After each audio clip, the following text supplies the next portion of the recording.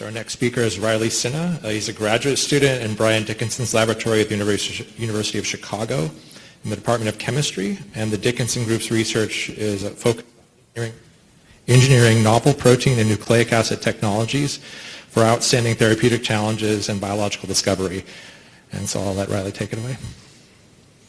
Hi everybody, I'm really excited to be here and to be a relative new addition to the Kleefstra Syndrome research community. Like Eric said in his introduction, we really think about new ways to tackle genetic medicine. So my presentation today is going to be mostly trying to kind of teach about some of the ways that we think about going about this in a new way, and that we're excited to try and see if it could apply to Kleefstra syndrome as well as other genetic diseases broadly. So to that end, a couple of the points I just kind of want to teach about today are how do genes make protein? Why is the middleman mRNA important? And then our focus in our lab is actually around mRNA, and the question is, can we drug mRNA to improve Kleefstra syndrome? So bear with me if you kind of know some of these things already, but I kind of want everyone to be on a baseline level before we get into things that are more complicated. So as we kind of learned from some of the talks previously, we all have DNA in every cell in our body, and that DNA encodes a lot of information. Some of the information that it encodes is how to make protein, and protein is what really does the work within our cells. But the actual pathway to get from DNA to protein is pretty complicated, and I genuinely wish I could give this kind of level of talk even in scientific settings, because even scientists kind of forget sometimes what happens in between DNA and protein, but it's actually really important. So an analogy I like to use to teach kind of this process is cooking. So we can think of our DNA kind of like a cookbook where each gene is like a single recipe. So cookbooks have lots of recipes, our DNA has lots of genes. But our DNA is somewhat of like a fairly heirloom, and so is this cookbook. It's passed down to us and we want to keep it safe. So if we're going to cook, maybe you're like me, and when I go into the kitchen, I kind of just like set off a bomb in there, much to my fiance's dismay. It's really dirty after I get done. So if I had like a cookbook I really wanted to protect, I might keep it on like a shelf for safekeeping, and then what I actually bring into the kitchen to do the work, I might photocopy the recipe that I want out. So that if I get it dirty, I can just toss it afterwards, but I don't mess with my expensive cookbook. So let's say we want to make pancakes, so we're going to photocopy our recipe out, the recipe for our pancakes, and we're going to bring it into the kitchen. So cookbook stays safe, it stays on the shelf, but the photocopy, our paper slip with our recipe, comes in the kitchen with us. So then we're going to do the cooking, and then from our recipe we're going to make some pancakes, and we're going to get probably some pancake batter or something like that on our photocopy, but it's just kind of like a piece of paper, so we can toss it, and next time we want to make pancakes, we'll get another copy. All right. So I'll keep this analogy up there, so when we talk about gene expression, you can kind of follow along with the steps. So I already mentioned, the parallel between the cookbook and our DNA. And much like, keeping our cookbook safe on the shelf, our cells also want to keep our DNA safe, so they keep it in a little compartment called the nucleus. It's just a really small space in the cell where they can keep it safe and easily repair it if it gets damaged. But there's not a lot of space in the nucleus for activities. So if we actually want to make our protein, we're going to have to get outside of it to wide open spaces. One of the ways that our body does that is through a process called transcription. So our body, much like making a photocopy of our recipe, it's just going to make kind of a cheap copy of the DNA with the information to encode the protein on it. And that information is encoded on a molecule called messenger RNA, or mRNA. And the mRNA is going to move out to the cytoplasm where there's a lot more space for it to be turned into protein and for that protein to do stuff. And so just like cooking, with our photocopy, our cells are also going to do a process called translation. And that process is going to turn our mRNA into pancakes. Oh, sorry, no, protein. Yeah. That protein is what's going to do the work in the cell. Okay, so this is kind of like just the general overview of kind of how gene expression works. So yeah, we talked a little bit about how genes make protein, and then we talked about why mRNA is important. So mRNA is like our photocopy. it's dispensable, so our body will make it. They'll use the mRNA to make the protein, and then they can toss it away afterwards. This helps it respond dynamically to things that might need to change gene expression. Maybe like you want to make pancakes one day, but you want to make something else the next day, you'll photocopy a different recipe out. Our cells kind of work similarly. But as this is the middleman between DNA and protein expression, it actually is a really interesting target when we think about genetic medicine. So that's what I'll talk about for the rest of our talk. How can we actually leverage drugs that target mRNA to improve protein expression? So now this is where the analogy gets a little bit silly, but we're going to keep going with it because it is still helpful. So we're at a little bit complexity to it. So our body is really more like we have two cookbooks. Maybe they're both family heirlooms. They're both important.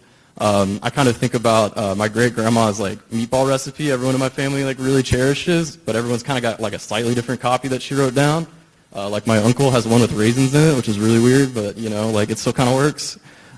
Maybe he wasn't the favorite, I don't know. So our body, our kitchen has two different cookbooks, and if we want to make pancakes, we're actually going to photocopy both recipes out, both cookbooks. Sometimes they're the same, sometimes they're a little different, but within reason it can be all right. Maybe some people prefer one pancake over the other. But the bottom line is that we're hungry, we need 2 stacks of pancakes. So that's what's going on there. So same ideas I showed on the previous slide, just kind of now we have 2 different cookbooks. And the parallel that in biology is that we learned a little bit about chromosomes earlier. So chromosomes are kind of like 3D DNA. So if you think of DNA as like a square on a page, chromosomes kind of like a cube.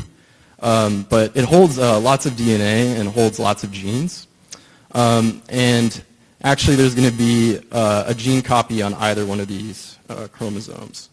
And both of these healthy copies are going to make a pool of mRNA, and then both of these pools of mRNA are going to get turned into proteins, just like the photocopying process and then the cooking process we talked about above.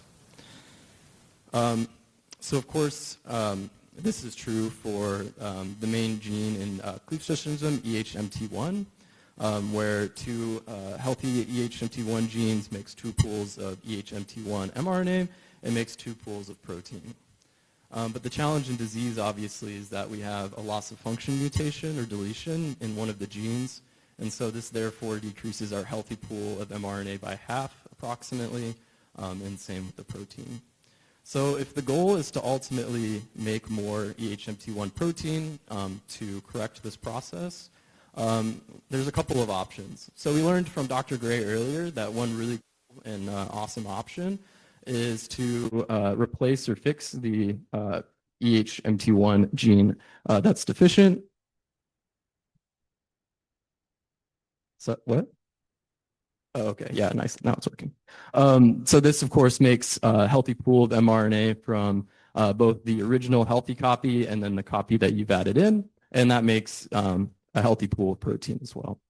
But like Eric says, it's really important to have multiple shots on goal when you're trying to make a treatment for a disease, because when you start, you don't really know what's going to work and what's not going to work. So our lab is thinking about other ways that we could approach this problem. And the way that we think about it is, well, what if we didn't change the actual DNA?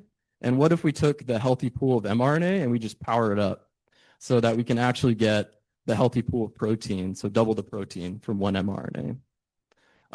So to talk about that in a little bit more detail, so my work at the University of Chicago, we invented a technology called CERTs, which if you're anything like my parents, you'll just kind of think of mints. I had not heard about these when I named it, but now it helps them to talk to me because they'll just kind of ask me how the mints are going. But anyway, our technology is CERTs with an I, but mints is CERTs with an E, but anyway.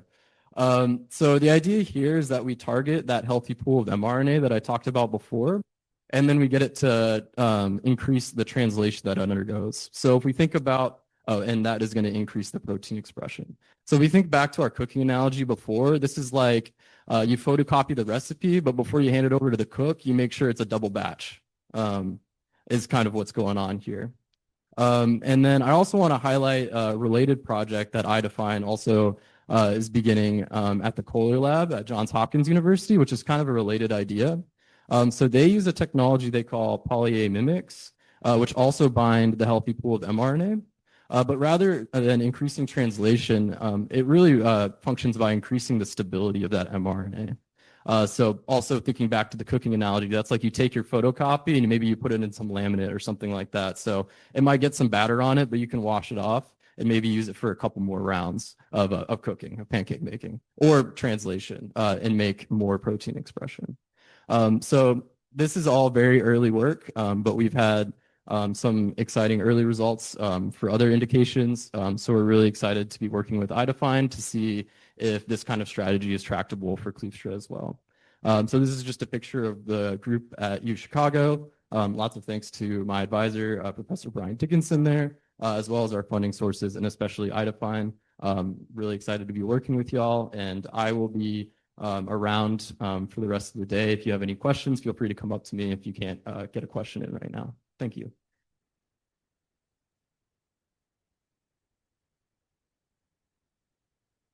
Thanks, Riley. That was a really good exploration of molecular biology, and now I'm really hungry. So any questions for Riley?